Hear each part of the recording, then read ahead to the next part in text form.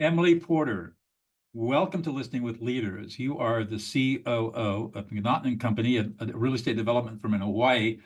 But like me, you have a speckled career as a lawyer, former trial lawyer, and like me, have gone off and done a whole bunch of different things other than practicing law. And I just love kindred spirits like you. So I'm so happy to have you on the show. Thank you for having me. I really appreciate it. Let's start off with just a quick backstory for the audience. I know who you are because I interviewed you for Authority Magazine. But tell everybody who's listening who you are and how you got to where you are right now. Thank you. Well, I'm Emily Sulan Reber Porter, a local girl from Hawaii. My family came to the islands in the early 1900s, and I really had my full childhood here in Hawaii. My grandmother is 103 years old, still living independently in Hawaii, so we're a very close family. But I also have explored outside of Hawaii quite a bit. Went to schools on the East Coast, Princeton and Harvard Law School, lived in Japan, and worked as a litigator in Hawaii and DC, as a technology executive in San Francisco, and now I'm in real estate development and investing. And we've also gotten a lot more into hospitality, so hotel management in the last few years. Wow. So you went to Princeton. Yes. I went to Dartmouth. California, it was a culture shock going to New Hampshire. What was it like going from Hawaii to Princeton, New Jersey? It's funny you said Dartmouth because I was seriously considering Dartmouth, and I actually visited Dartmouth and Princeton back to back in the Oh, okay. spring. And Dartmouth was quite cold, and Princeton, the tulips were blooming and it was so much warmer. And I thought, okay, I think I could survive here a little bit better. But, I knew I wanted to live in Hawaii forever. Yeah. And so I decided, hey, why don't you try something so different for a period of time where you wanted to expand your mind? I thought Princeton would be great for that. So I'm also Year of the Tiger and, Princeton Tigers. So that really worked out well too. Good for you. Well, I went to Dartmouth for exactly the same reason. I wanted to get as far from California as I could get and see what that would do for me. Where'd you go to, did you go to law school? Where'd you go to law school? Yes, I went to law school at Harvard Law School. Oh, I Harvard. actually spent a year in Japan before that, in Wow. college and law school, studying human rights. Wow. And then Harvard Law School was a wonderful experience, but I actually lived with the undergraduates for my last 2 years because law school can be kind of intense. So I thought I would be a resident tutor for undergrads, and that would allow me to chill out a little bit more outside of the classroom. Wow. So you spent what, 7, 8 years on the East Coast before you came back to Hawaii? Yes, exactly. It was my plan actually to work in a law firm in San Francisco after I graduated, but I'd met my husband who was stationed in Hawaii in the Navy. So I guess they don't let you just follow your girlfriend wherever she happens to be. So I ended up starting my career in Hawaii and then going back to the mainland and then moving back home, even though my plan was to start on the mainland and then move back home. Wow. So tell us a little bit about what you do today. Well, I work at a wonderful company here in Hawaii called MacNaughton.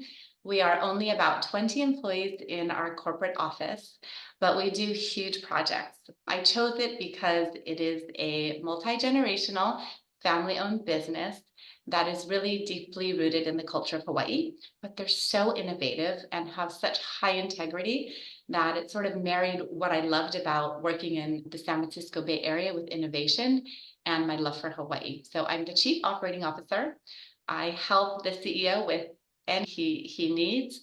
We are moving the company forward. We're scaling. So I'm sort of in charge of all the people in the operations. And, it's been an amazing ride. It's been almost 9 years now.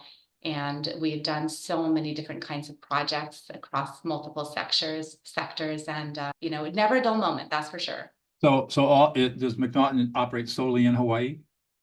Actually, we have our employees in Hawaii, but we also have real estate on the mainland. During my tenure, we have purchased a couple of apartment buildings, multifamily living in the Pacific Northwest. And although we didn't build those buildings, we've acquired them and we've sort of upgraded them to our standards and infused kind of the service offering that we like here in Hawaii. So how would you compare being in business as a senior executive in a family business to being a lawyer, trial lawyer? Oh, interesting question. So when I was a trial lawyer, and you'll probably resonate with this, it's very exciting.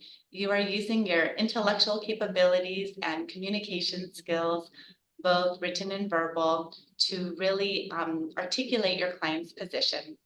And oftentimes that has to do with what's already happened in the past. So even though it's really exciting, you're kind of looking backwards a lot. And when I had my second child, I decided that I wanted to switch careers to something that looked a little bit more forward and was more focused on building and creating. So fast forward to my current role, I feel like what I'm doing is helping this family grow and create their legacy in a way that's really good for Hawaii and our community. So it's really meaningful. You still use a lot of skills that I learned as a litigator, understanding people, positions, diagnosing situations, and then communicating with colleagues, partners, and the community. But it's more forward-looking and kind of creating something new. I think what I'm picking up is the same thing that happened to me, and that is that the law has its place, but to really be happy, you need to create meaning in your life. And the work that you have to do has to be meaningful. And I knew that although I spent 22 years as a trial lawyer, it didn't create a lot of meaning for me. I mean, I won some really big cases, but at the end of the day, it's only money. And, Yeah. and so for you, I mean, I can just see you're kind of glowing as you think about the people you work with and the kinds of things you're doing that are having a positive effect on, where you live. And Yeah. that's exciting. And I hear it in your voice too. I mean, when you turn to reflect on your transition, you kind of slowed down in your voice, and I heard something that was just really from your heart. And that's how I feel. I mean, I seek meaning in whatever I do. So as a trial attorney, I took pro bono cases where I felt like I was really advocating for, one single person, a human in a difficult situation. Mhm. And even litigating, for companies, that impacted a lot of people's lives. So I did my best to find the most meaning, but it's just so easy when you're in sort of other industries and jobs where it's just the meaning is there. Even in my technology company, the mission was to help people, right? So Alan Dershowitz was my law professor for criminal law at Harvard Law School. He was actually an incredible professor, and he said, you can do well and good at the same time. And that's what I've loved to do in my tech company and here at MacNaughton. So what does it get that gets you up in the morning and gets you excited to go to work? Wow. Well, first of all, I just love the people I work with, and I feel like we are actually making a great difference in Hawaii in the people's lives who are employed by the company and at our hotels, but also in the community. Your Listening with Leaders title resonates a lot because real estate development and investing has a lot to do with listening to the market. And the market is the people here in Hawaii. What are the community needs? And sort of going in that direction. That's a piece of it. Uh-huh. A piece of it is, you might have noticed that I'm a woman, I'm multi-ethnic, I'm from Hawaii. I might not be who you would normally think of as the COO of a real estate development and investment company, nor the executive at a tech company, or even as a big litigator, big scary litigator. So I like being a different piece of leadership. I like, kind of enlarging people's idea of what a leader might look like and how a leader might act. It matters a lot to me to be somebody who others could maybe see in themselves. Mhm. And a lot of the board work I do has to do with really growing that diversity in leadership. So, I find a lot of meaning in my role in the company, and also sort of what that stands for other people too. So you're a role model for younger women that can see what's doable, that there are no limits, really. I I hope so. I try to be. And also it's funny because I have two sons, and somebody told me, "Oh, it's too bad you have sons. You should definitely be a mom of girls." And I said, "Hey, it's just as important for my boys to understand what people are capable of, and all people." And they really do. They grew up knowing nothing different. So I'm very proud of, how they think about people in the world too. That's really cool. So what do you think is unique about you that you Mm, bring to the table as a COO of a real estate development firm that makes you successful and also makes the firm successful? Great question. I think in high school, I was that kid who had friends from a lot of different groups. And what I noticed about myself in my tech company and at MacNaughton is that I really enjoy cross-functional knowledge, people, expertise, and operations. People have talked to me about sort of being the glue or being the culture builder or solving problems that are cross-functional or finding solutions or innovating cross-functionally. I guess I would say that is my sort of unique interest and ability. And some of that has to do with just understanding people and being interested and curious. It also sounds to me like, and that sounds right. That resonates with me. But I'm also thinking that as lawyers, especially as trial lawyers, we're trained every time we get a new case, it's a new industry we have to learn. So true. And so it's not like personal injury or criminal defense where it's the same thing, just the names change. In business and commercial litigation, complex litigation, everything's new every time. And so you learn in that process how to open your mind up to what's going on and how all the gears work together. And that sounds to me like you've developed that skill.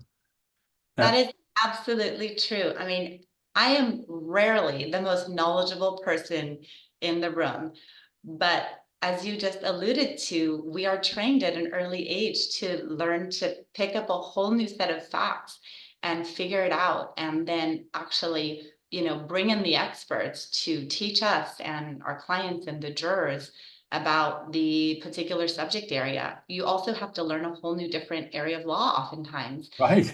Yeah. I mean, it also changes all the time. So I am used to not knowing everything and being good at finding the people who can make us all smarter and get to the right answer together, which I think is also why I'm very strong in collaborative approaches, which is not right all the time. But, running a case, you have so many people that you're coordinating with. And I love doing that in business too. Yeah, when I went back to school mid-career to get my master's degree in peacemaking and conflict studies, 48 years old, back to graduate school. Well, one of the things one of my mentors told me was that I'm a really good integrator. I can Mm. take different ideas, disparate ideas from different places that seem to be not connected at all, and show how they connect and then create something new. And I'm getting the sense that you have that same skill. uh, I'm getting the sense that you're a tremendous listener, and you're doing that right now. So I have been told that as well. Even when I'm on Zooms, for example, with all kinds of people talking about a new topic, oftentimes I will throw up a little PowerPoint that I will create while I'm listening, and it will sort of summarize and synthesize all the ideas and information into like one succinct slide and say, okay, what I'm hearing is this. Is that about right? And it seems so natural to me. It's because I'm just trying to make sense of I things. know. Yeah, And people, their jaws drop and they say, how did you do that? exactly. Is that the legal training? I didn't put that together before. I don't think so. I think Hmm. it's an innate ability that I think that law school develops, but I have not met, other than you, I can't think I've ever met anybody who thinks kind of that way. Well, I think we're gonna have to meet in person someday then, because that's Well, pretty be a good excuse to bring my wife over to Hawaii. special. Bring her, stay at one of our 3 hotels. They're amazing. So obviously this show is called Listening with Leaders. And one of the things that I'm interested in as I talk to people like you is how you develop your listening skills. We develop listening skills as lawyers, but they're not the kind of listening skills that are going to work in when we're working with people, because we're listening for a very specific agenda, especially when we're getting ready to cross-examine somebody. Those skills don't work so well most of the time. How did you have excellent listening skills? How did you develop them? I love that question, especially when you start from the point of what we were trained to do as litigators. as litigators, you're trained to listen, but the purpose of that is to gather facts to then make your own argument, right? So it's almost like the opposite of good listening skills. Exactly. So I appreciate the question. When I became the first lawyer at my company in San Francisco, I was in-house counsel. And in the beginning, I was used to hearing people's requests, product development, et cetera, and then telling them, okay, this is what the answer is according to the law. You can do it, you can't do it, et cetera. And it took me a little while to realize that I wasn't actually doing a very good job for them. What I needed to learn was, what are they really trying to achieve with this product idea? Like, really understand where they're coming from so that the answer I could give back to them wasn't yes, you can, no, you can't, etc., but how they could meet their business goals. So that's the first time that my listening skills, I think, really shifted out of a necessity based on my colleagues. And that was very helpful. I think another time I'm realizing I really shifted my listening skills is in raising my children. Mhm.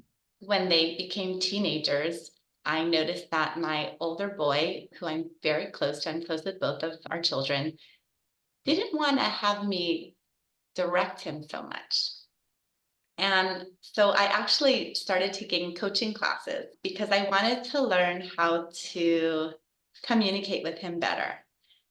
And what I learned in the coaching class is that it's really about you not being the expert, recognizing the other person as completely whole and capable, and trying to really bring out the genius in them.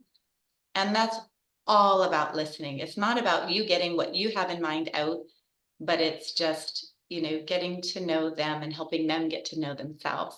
It's funny, Duncan MacNaughton at our company, our founder, he said, people have two ears and one mouth. No, there's a reason. That's an old aphorism. You, Yes. you stumbled onto the great secret. I call it listening other people into existence. Ah, And there is type 1 listening and type 2 listening. Type 1 listening is what we do as lawyers. We're listening, but we have no interest in validating the speaker or making sure the speaker feels heard. That's not our job. Our job is to gather information, process it, and then regurgitate it in whatever appropriate way is needed to advocate for the client.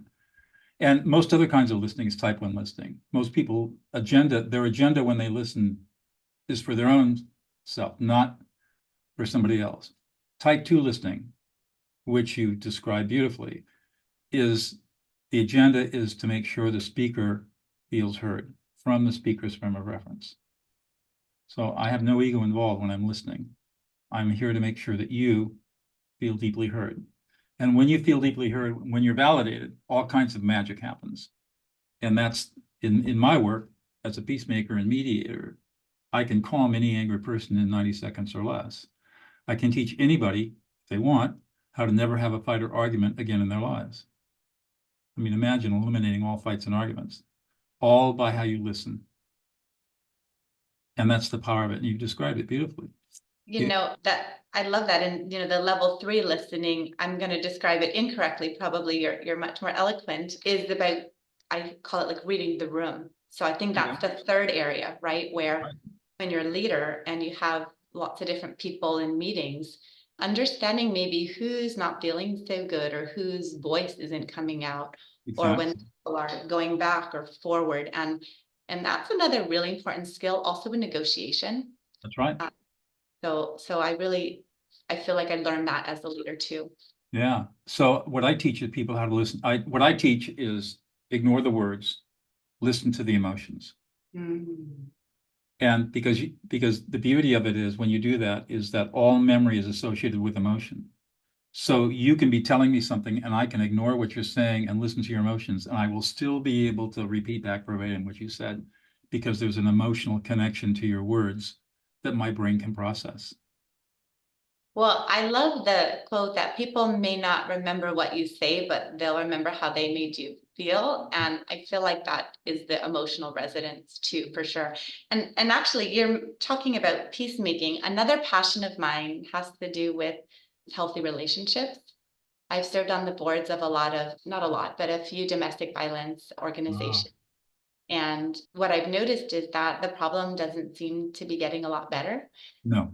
And it's very unfortunate. So just recently, I have turned my attention to prevention because a lot of the organizations focus on folks who are already in terrible situations and how to help them out of it. And it's so difficult.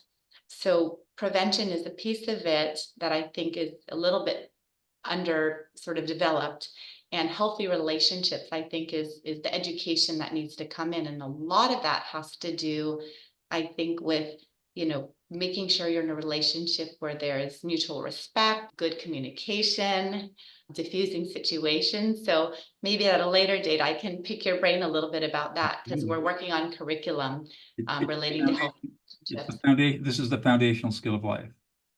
And I don't know if you know, but I've worked in maximum security prisons for the last 15 years, training life and long-term inmates how to stop prison violence using these skills. And the transformations have been unbelievable. Wow, they must feel wonderful when they learn those skills too. We've had 700 people in California released on parole, and as far as I know, we've only had one person reoffend. Amazing. That's how powerful this stuff is. I will definitely read more about that and too, for sure. Well, one more question, I'll let you go. What's something about yourself, Emily, that we wouldn't know about unless you revealed it to us? Well, I'm a fairly open book. That's me. What you see is what you get. But I guess if you dig back into my childhood, you would see a lot of grains of sand in my textbooks, because I did a lot of my studying at the beach. It's me as a local girl. I liked being studious as well as enjoying Hawaii. And it's kind of a full circle moment for me, because now that my business has brought me back to Hawaii and we're in hospitality, I get to use my brain and all that I've learned in terms of people to share Hawaii with, lots of other folks. So kind of full circle moment for me in my career. And thinking back as a child when I was this girl at the beach studying and then jumping in the water when it got too hot.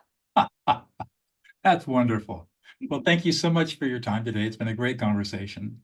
It's been a pleasure. Thank you so much for having me. Aloha. You're welcome. Aloha.